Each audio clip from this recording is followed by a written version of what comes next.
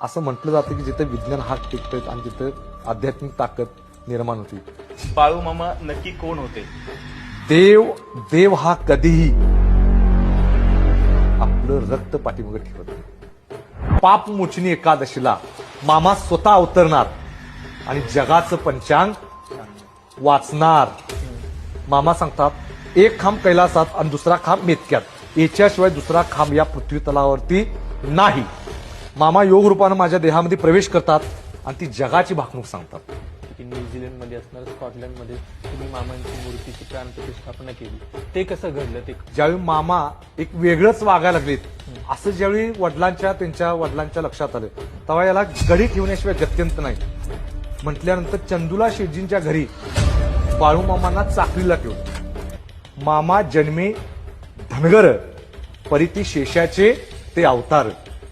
तुमचं आणि बाळूमामांचं नातं काय होतं आणि तुमचा त्यांच्याशी कसा कनेक्ट आला? तुम्हाला कधी बाळूमामांची प्रचिती आली? आणि ज्या बॅगेमध्ये मामा होते मूर्ती होती ती बॅग मिसिंग झाली. तुम्ही काठीचा उल्लेख केला, तुम्ही त्याला राजदंड असं म्हणता.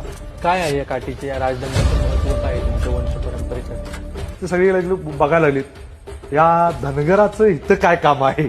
ये दंडा लेके आप जा नाही सकते. मी म्हटलं असं नाही चालत. म्हटलं ही काठी आहे, ही काठी आहे तर मी आहे, ही घुंगडा आहे तर मी आहे, ही भंडाऱ्याची पिशवी आहे तर मी आहे, याच्याशिवाय माझं अस्तित्व शून्य आहे. एखाद्याच्या आयुष्यामध्ये सततच काही ना काहीतरी विघ्न येत असतात, तर ते इंट्युशन्स कसे समजायचे? मामा म्हटले जर माझं दांडग्यावन म्हणजे जबरदस्तीनं जर लग्न लावून देणार तर लग्नाचा मांडव उतरायच्या अगोदर कुणाची तरी प्रेत यात्रा जाणार. म्हणजे भक्तांना दक्षिणा देणारा पहिला देव कोण असेल तर बाळूमामा होऊया.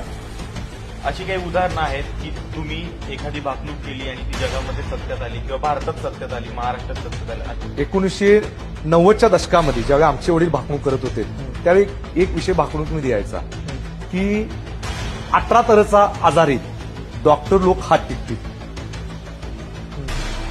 गावोगावी कुलप पडतील, लोक भाकणूक झाल्यानंतर खुळ्यात काढत होते सर.